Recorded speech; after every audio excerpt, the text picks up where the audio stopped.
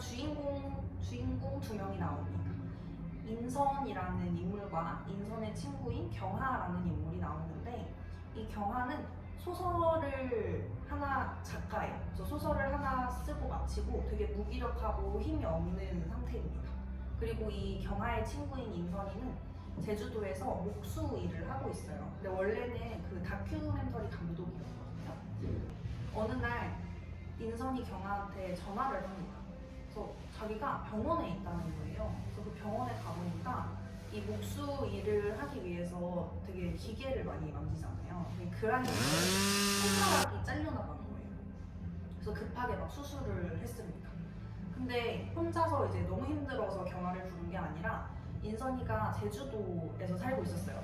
아까 그 설명이 제일 중요한데 빼먹었네요. 제주도에서 살고 있는데 혼자 있는 게 아니라 앵무새를 키우고 있었어요. 그래서 제주도에 가서 우리 앵무새를 좀 지켜줘라, 밥도 주고. 그래서 그런 부탁을 받고 경화는 제주도로 가게 됩니다. 근데 제주도로 가는 길이 너무 쉽지 않아요. 겨울이었는데 눈이 막 너무 많이 오고 바람도 너무 많이 불고 이래서 거의 생명의 위협을 받으면서 이 제주도로 도착을 하게 됩니다. 그래서 겨우겨우 인선이 집으로 도착을 해가지고 앵무새를 보니까 이미 앵무새가 죽어 있는 거예요. 그리고 전기랑 수도랑 이런 게 다 끊기고 교통도 안 돼 있고 이런데 그 가는 길이 너무 고통스러웠다고 했잖아요. 그래서 인선이도 너무 지금 몸이 아픈 상태예요. 경화가 아니라 인선이가? 경화.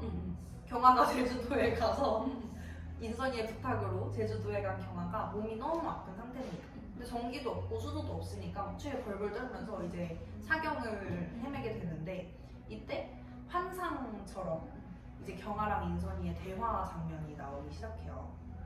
그래서 실제로 대화를 한다기보다는 이제 환상 속에서 대화를 하는 과정들이 이어지게 되는데, 근데 이제 인선이가 경화한테 어떤 얘기를 해주냐면 자신의 어머니에 대한 이야기를 해줍니다. 사실 인선이는 어머니를 굉장히 싫어했어요. 왜냐면 너무 답답하고 바보 같고 그래서 빨리 집을 탈출하고 싶다는 생각만 가득해서 고등학교 때 실제로 가출을 하게 됩니다. 근데 이후에 좀 세월이 흐르고 어머니가 치매에 걸렸다는 소식을 듣게 돼요. 그래서 병간호를 해줄 사람이 자기밖에 없어서 제주도로 다시 돌아가게 됩니다. 근데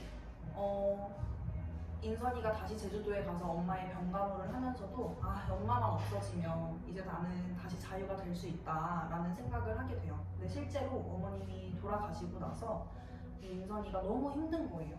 사실 내가 돌아갈 곳도 엄마뿐이었는데 그런 엄마가 사라지니까 잠도 잘 못 자고 외로움에 시달리게 됩니다. 자, 그래서 엄마의 유품을 정리하던 중에 이 외삼촌에 대한 자료를 발견하게 되는데, 이 외삼촌이 제주 사장 사건의 피해자였어요.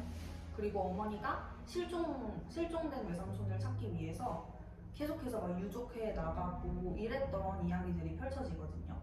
근데 이걸 서술하는 과정에서 이 제주 사장 사건에서 구체적으로 어떤 피해가 있었는지, 뭐 정말 사람들을 바다에 빠뜨려서 죽이고 총을 다 쏘고 이런 장면들이 다 이렇게 나오거든요. 그래서 실제 희생자들 뭐 인터뷰 비슷하게 사람들이 이렇게 말하는 걸로 그 당시 사건을 상세하게 서술하고 있어요. 그래서 선생님이 그거를 하나하나 말해줄 수는 없고, 그래서 엄마가 왜 그렇게 그러니까 답답하고 바보 같았던 게 아니라 정말 외삼촌을 그리워하고 그 피해에서 회복하지 못하고 평생을 살아갔다는 사실을 이 인선이가 알게 되는데, 그렇게 아프던 인선이가 결국에는 살았는지 죽었는지 결말이 제대로 나오지 않고 끝이 나게 됩니다. 저희 좀 책이 두꺼운데 선생님이 줄거리 얘기를 짧게 끝낸 이유는 이 안에 너무나 소상하게 적혀 있어요. 그 사건의 피해와 아픔들이. 그래서 여러분이 직접 읽고 좀 느껴봤으면 좋겠다는 생각에서 이 정도로만 소개를 하고, 제주 4.3 사건 안에서도 뭐 보도국 연맹 사건이라든지 여러 가지 작은 사건들이 많거든요. 그래서 그 사건들이 여기 많이 다뤄져 있어요. 그래서 역사를 좋아하는 친구들도 한 번씩 읽어볼만 하고, 아니면 우리나라의 아픔에 대해서 좀 내가 제대로 알고 느껴보고 싶다 하는 친구들도 읽어봤으면 좋겠고, 그 다음 노벨 문학상을 받은 작가의 작품이잖아요. 한 번쯤 읽어볼만 합니다. 일단 그 제목 얘기를 빼먹었어요. 이 작별하지 않는다라는 제목이 결국에는 그런 아픈 역사와 작별하지 않고 그 역사를 잊지 않고 계속 가슴속에 묻어가면서 살겠다, 약간 이런 의미로 쓰인 것 같아요. 그러고 나서 이 표지를 다시 보니까 예쁜 게 아니었어요.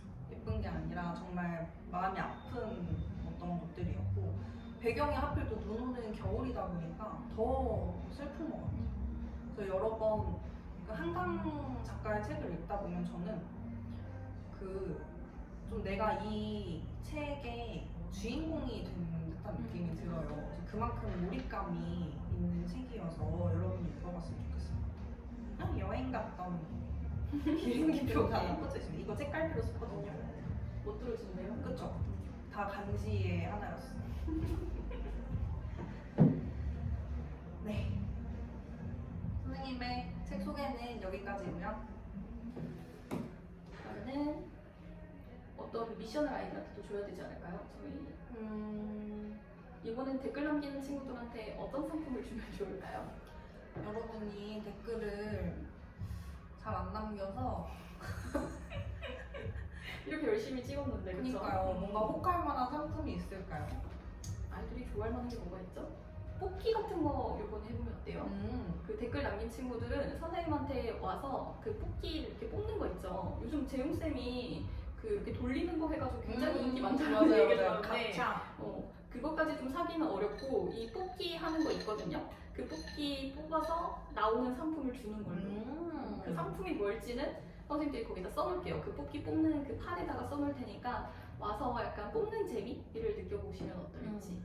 어떤 내용으로 댓글을 달아주면 좋을까요, 친구들이? 그냥 영상을 본 소감? 음. 그리고 뭐 오늘 책 소개 중에 어떤 책이 뭐 읽고 싶었다 뭐 이런 얘기들 자유롭게 남겨주시면 좋을 것 같습니다. 네, 좋아요.